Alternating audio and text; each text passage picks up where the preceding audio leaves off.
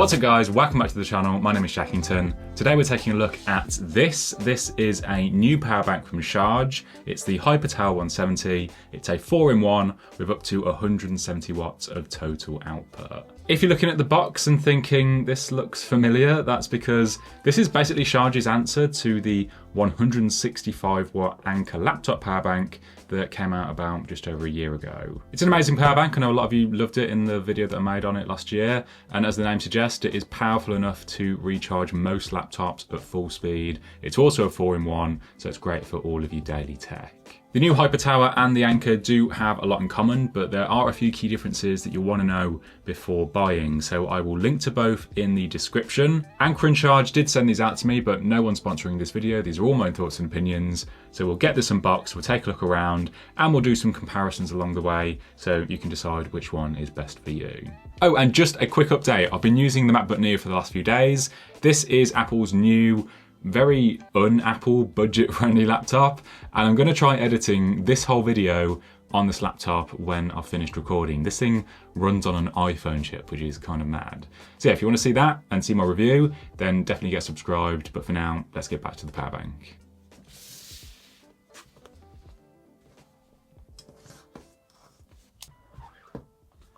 So inside we've got the power bank itself, the HyperTower, and just some documentation. There is no cable included in the box, but you don't actually need one, as you'll see in a moment. But Sharge did actually send one over, so we'll take a quick look. This is a 1 meter long cable. It is magnetic, which is pretty cool. So it sort of sticks and stacks on top of itself to keep it nice and tidy. And it supports up to 240 watts of power. So it is going to be very future-proof. Now they sent over the white, but it does also come in black, green, and orange, which is kind of my thing. So I'm definitely going to have to pick up an orange one because I love magnetic cables. They just, yeah, they never get tangled in your bag and they just sort of stay nicely together. And as you can see, this is braided too, so it's going to be nice and durable. So this is it, the HyperTower 170. It comes in black or white, but I'm gonna say this is definitely not a white color. It's more of like a cream with like these sort of gold sides. So yeah, if you don't like that sort of creamy gold look, then definitely go for the black one instead, which is more like a black and grey. So let's just bring in the Anker 165 just to compare them. The Sharge is more sort of boxy with sort of slightly harder edges, whereas the Anker is more sort of sleek and smooth and more rounded. They both look great, but I mean, it really just depends on the style that you like. But yeah, this is definitely not what I would call white. It is like a cream and gold colour. So we got a quick measure. It's about 16 centimeters tall, about 5.2 wide, and also roughly 5.2 thick as well. And then compared to the Anker is ever so slightly shorter, about 15.7 by about 5.5 by roughly 5 centimeters. So very similar in size. They're both about the size of one of those like tall, skinny, fizzy drink cans. And then a quick weigh, 682 for the Sharge. Oh, and only 595 for the Anker, so the Anker is quite a bit lighter. But to be honest, holding them in the hand, I honestly can't really tell the difference. I mean, now that I know that the Anker is slightly lighter, I can feel it, but I don't think you're really going to notice. So let's take a look at the cables and ports. They're both quite similar here as well. They both have two built-in USB-C cables. The C1 is a retractable cable, and on the Sharge it is on the side, and you can pull it out as much as you want, and you've got maybe about sort of like 70, 80 centimeters there, a good length for plugging in when you're at the desk. And it basically works like a seat belt. You sort of pull it to where you want it and then stop, and it will, you know, stop in place, so you can have it whatever length you want. Same on the Anker, but on here it is up top. And I've also noticed that on the Anker it is a sort of flat plastic cable, but on the Sharge it is a flat braided cable, so a bit more durability on the Sharge. And my desk isn't quite big enough to show you, but the Anker is maybe about like 5 centimeters longer on the C1. Then the C2 on both is a looped cable on the side. These are shorter and they hook onto themselves, so you can use it as a carry strap or you can hook it onto a bag. Same here on the Anker, but this time this one is also braided on the side just like the Sharge. Now, if you've seen my other videos, you know that I have way too many power banks, but in terms of durability, I've had the Anker for over a year now and both of the built-in cables work just fine. There is always that concern with built-in cables that If they break, then it's going to be just a useless cable attached to your power bank. But so far, so good on the Anker. We'll have to see how the Sharge holds up as well. If you're watching this video in future and you want an update, then just let me know in the comments and I'll tell you how it's doing. Now, as well as the built-in cables, they both have a C and an A port. On the Sharge, both of these are up top. We've got the C3 and the A port. And then on the Anker, they're both on the side with the C3 and the A. On both, the A port is output only, but the C port and both the cables are both input and output, so you can use them to charge out or charge into the power bank to recharge it. And they both support up to 100 watts of power input if you've got a beefy enough power brick. That's 4 ports in total, a good selection. I do kind of not like it when big power banks like this have got only 3 ports and the 3rd port is an A port, which I personally have no use for. As long as there's 3 C ports, I'm happy, and the 4th port can be whatever they want it to be. And I do like the built-in cables for convenience. As long as you've got one of these power banks with you, then you've always got 2 cables as well. We'll just have to see how well these hold up.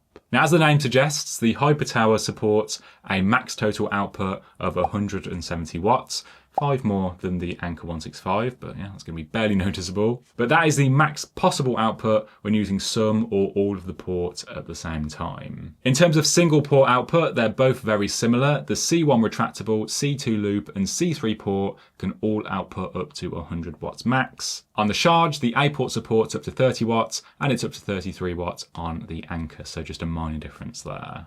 But in terms of multi-port output, when you want to have more than one thing plugged in at a time, things do get kind of complicated and they actually do differ quite a bit, so we'll get to that in a minute. With both of these supporting up to 100 watts max, they're both going to be powerful enough to fast charge most sort of medium-sized laptops like a MacBook Air, and they should both get 1 to 50% in around 30 minutes or so. And a little longer for larger laptops like a MacBook Pro, as those have bigger batteries. Then for phones, they'll easily get an iPhone 17 or a Samsung phone to 50% in around 25-30 minutes as well. But remember that most devices only fast charge for that first 50%, and it's the device that is on charge that basically asks the power bank of the charger how much power it can receive right now. And then after that 50%, they start to taper down and slow down to preserve the health of the battery. Now, these also both do have smart displays built in. Now, I do have very bright lights in the studio, so it does look very dim. But with this, we can monitor exactly how fast something is charging. So hopefully you can see, but on the first screen, we've got the battery capacity, 55%.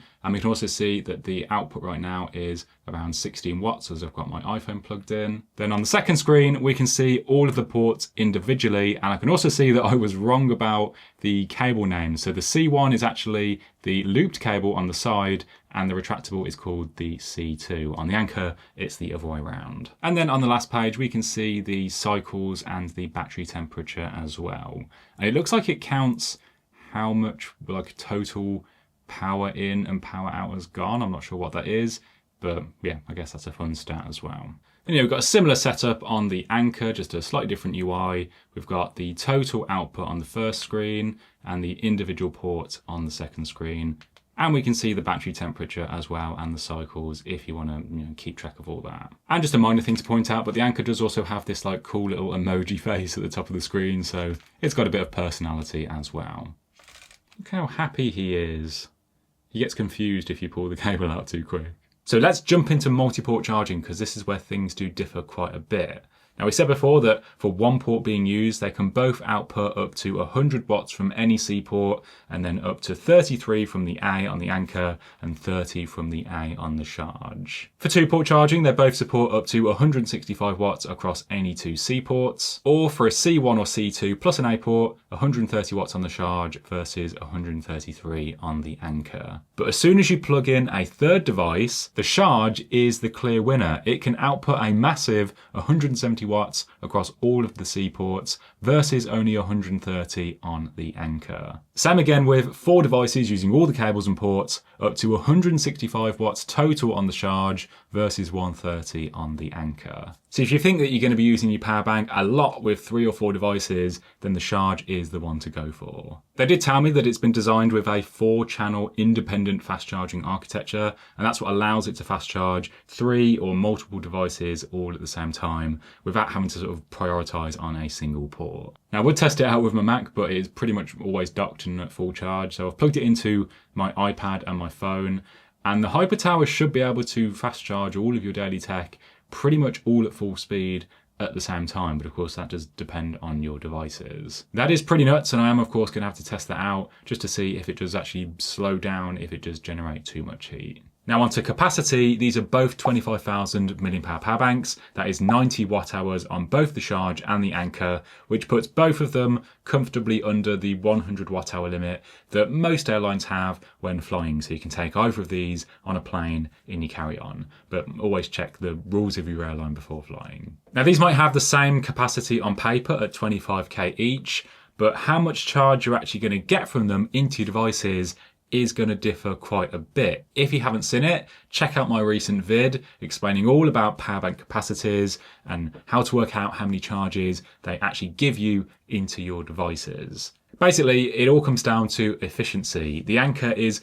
roughly 65% efficient, so it's going to lose around 35% of its power, whereas the Sharge is around 80% efficient, so it's going to be much better at actually giving power into your devices and less is going to be lost along the way. So if we take an iPhone 17 Pro Max as an example, with the Anker you'll get around 3.1 charges, but with the Sharge you'll get around 3.8. So that is a noticeable difference on a small device like a phone. You'll get around an extra half a charge with the HyperTower. Then if we take something bigger like a 13-inch iPad Pro, you're looking at around 1.5 charges from the Anker versus 1.8 from the Sharge. Then if you've got a big 15-inch MacBook Air, around 0.9 charges, so around a 90% charge from the Anker, or 1.1 or just over 100% of a charge from the HyperTower. If you want to know how to work this out for yourself when you're comparing 2 different power banks, then definitely check out that vid as I do a big deep dive on it. Now just to cover a few other little bits in terms of recharging, the Anker can do a full recharge in around 1 hour and 42 minutes, whereas Sharge say that the HyperTower takes just 1 hour 20. Now if you're wondering about pass-through, well I happen to know that the Anker does support pass-through, but I'm not actually sure about the HyperTower, so let's just try it out. So I've just plugged the HyperTower in through the retractable cable, and we can see it is getting a nice juicy 96 watts of input, and it will take about 36 minutes to do a full charge from 48%. And if I plug my phone in, nothing happens. So the HyperTower doesn't support pass-through, charging into the power bank and then charging out to another device. Same again with the Anker, it's recharging through the retractable, and I'll plug my phone in and it will pass through power from the power bank to my phone while it's recharging at the same time. So if pass-through is important to you, get the Anker. And I also know that the Anker supports trickle charging. So if you double press the side button, you'll see that the A port lights up with a little dot, and that means that trickle charging is enabled. And that just means that if you plug in like a low power device into the A port, sometimes power banks do fall asleep because low power devices like earbuds or smartwatches just don't draw enough power to keep it awake. So trickle charge mode, just make sure that that doesn't happen. I've got no idea if the HyperTower supports it, so let's find out. We'll double press the power button. And oh yeah, so the A port has lit up on this menu. So it also has trickle charge mode as well for the A port. So overall, they're both pretty solid power banks. The Sharge was clearly brought out to compete with Anker's laptop power bank. They do share a lot of similarities in their design, in terms of the port specs, the built-in cables. Honestly, you can't really go wrong with either of them, but overall, the Sharge probably takes it, mainly because it has a higher total output for 3 or 4 devices at once, and it is a bit more efficient, so you'll get more juice out of it and into your devices. That said, I do slightly prefer the overall look and design of the Anker, especially the UI. I think it just looks cleaner. I think that the white version, as they call it, of the HyperTower would have looked much nicer if it was actually like white and silver instead of like this sort of creamy gold combo that they actually went for. Price-wise, the Anker comes in at about £90 or $143, and the Sharge is a bit cheaper at £82, but I couldn't find a US price though, as it kept taking me back to the UK store. So if anyone can find out, let me know in the comments. But yeah, let me know what you think of these. Which one would you go for? Which design do you prefer?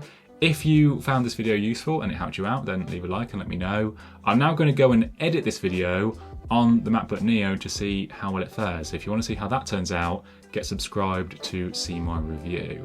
Thank you so much for watching, and I'll see you in the next one.